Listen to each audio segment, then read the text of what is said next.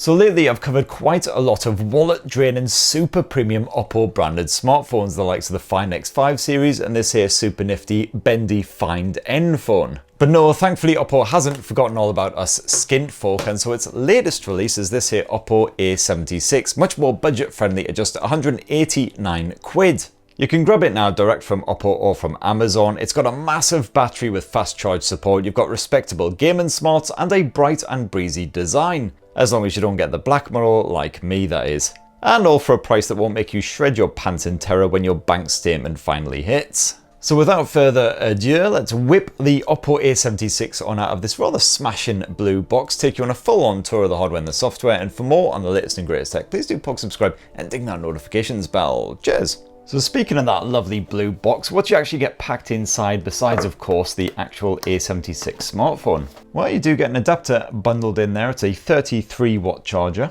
Got yourself a highly arousing Type-C USB cable. And yes, you do have one prophylactic case to wrap around your A76, keep it safe from harm.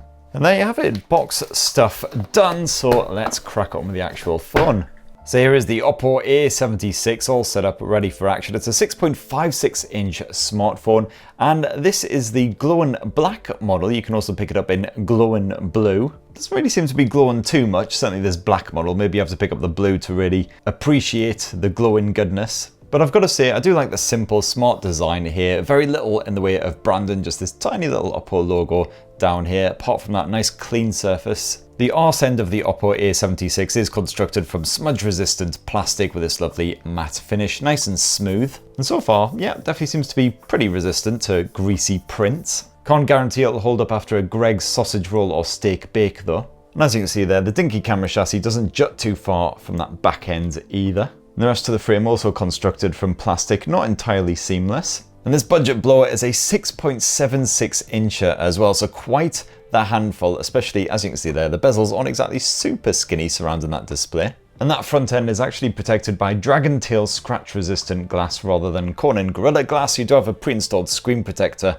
on there as well. Now the first small problem with the Oppo A76 is the fact that unfortunately it is running old Android 11 and ColorOS 11 as well. So we're talking proper creaky software on here, not sure when it's going to get an upgrade to Android 12 and ColorOS 12. I'm not entirely confident it's going to get an upgrade to Android 13 beyond that either. Thankfully, even old ColorOS is reasonably user-friendly. You've got all the standard Android traits like an App Store. No Google Discover feed to speak of though, and even if you jump on into the home screen settings, you won't find an option in there to bring it back. Thankfully, because the A76 is a bit of a beast, you get some one-handed help chucked in, such as the ability to shrink all of the app icons down to the bottom corner. Quite handy if you've got a desktop absolutely full of them. You can also drag down that notifications bar from anywhere on screen. And the customization option's pretty decent as well. Just dive on into the personalization section of the settings. You got all the basic stuff in here, like setting your own wallpaper. You can also mess around with the fonts, the icon styles, the color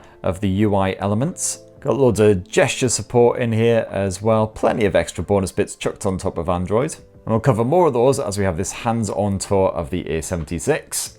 To actually unlock this budget blower, you've got an edge-mounted fingerprint sensor built into the power button, slightly indented so it's quite easy to find when you are just groping around for it blindly. So far, seems perfectly responsive, no need to double tap your digit or anything.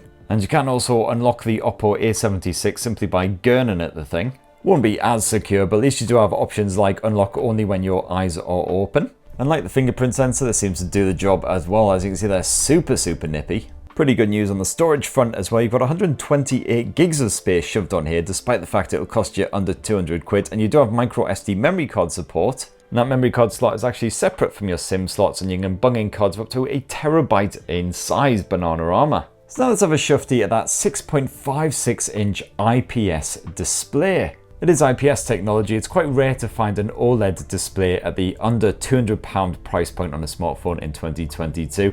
And it is sadly just an HD resolution as well, 1612 by 720. You will find a few full HD plus options available at this price point if you'd prefer sharper visuals, the likes of the Redmi Note 11, the Poco M4 Pro for instance. Gotta say though, I found that the visuals were still sharp enough to enjoy, you know, just a casual bit of Disney Plus or YouTube or whatever on the fly.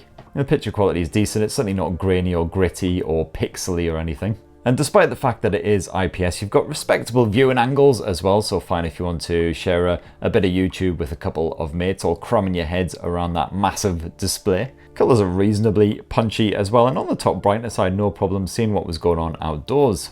If you jump on into the display settings, you've got a fair few features you can play around with here. You've got an eye comfort mode for more comfortable low light viewing, just helps to filter some of the blue light. If you tap into more, you can also play around with the color mode. As you can see, it's vivid by default, hence the slightly poppier output, but you can tone that down a bit if you like. And excitingly, you do actually have support for 90 Hz refresh as well. You can have it auto selecting between 60 and 90 depending on what you're actually up to, otherwise you can just bump it up to 90 Hz full time. And that selfie cam orifice ain't exactly teeny, but it is wedged away into a corner, and so minimal intrusion when you are going full screen with whatever.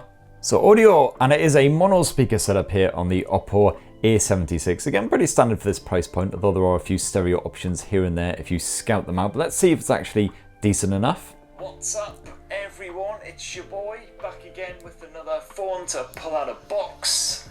Sorry, I've got no idea what happened there. I think I've been watching too much YouTube. And you know what? Pretty loud on that top volume, and the clarity doesn't take too much of a hit once you boost it all the way up as well. So pretty good for a budget blower. Although, of course, if you want to get truly immersed, truly lose yourself in a good bit of YouTube, Disney Plus, whatever it is, then you'll want to plug in some headphones. You do thankfully have a headphone jack down below. And you've also got full Bluetooth 5.0 support as well for streaming to headphone speakers, whatever you will. And inside of those ColorOS audio settings, you'll find the Real Sound Technology feature. This is kind of similar to what Dolby does, just tweaking the sound output to match whatever you're up to. So let's shift on to performance, and running the show here on the Oppo A76 is the Qualcomm Snapdragon 680 SoC, the same as the regular Xiaomi Redmi Note 11.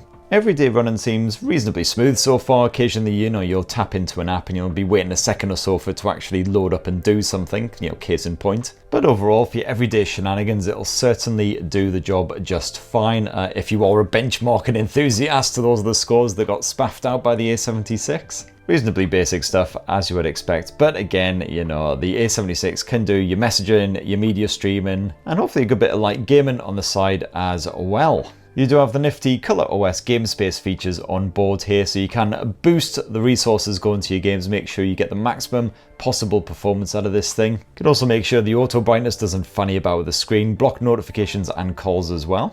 And when you're actually playing a game, you can drag out the nifty game space menu from the side like so. And again, this just offers up a comprehensive set of tools and features to play around with. And so even though the schools were out for the day, I did decide to brave a bit of online multiplayer action on Call of Duty Mobile. Endure the usual ritual humiliation of being habitually murdered over and over again by 12-year-olds who probably have one eye on Danger Mouse. On medium detail settings with the HD resolution active, I found that Call of Duty Mobile played absolutely fine. The frame rate didn't stumble or judder at all, even when the action was pretty intense. Unfortunately, I did find that the low resolution screen was a bit of a hindrance. I couldn't see those damn pesky kids if they were lurking in the distance, especially if they were cheaty sniper type people. Unless they were actually running around, I just had no idea they were even there. And the screen responsiveness is okay, but again, not brilliant. So if you're looking for a dedicated gaming smartphone on a budget, I'd say maybe look at a Poco instead. They tend to have sharper, more responsive displays and a similar great set of gaming tools built in there.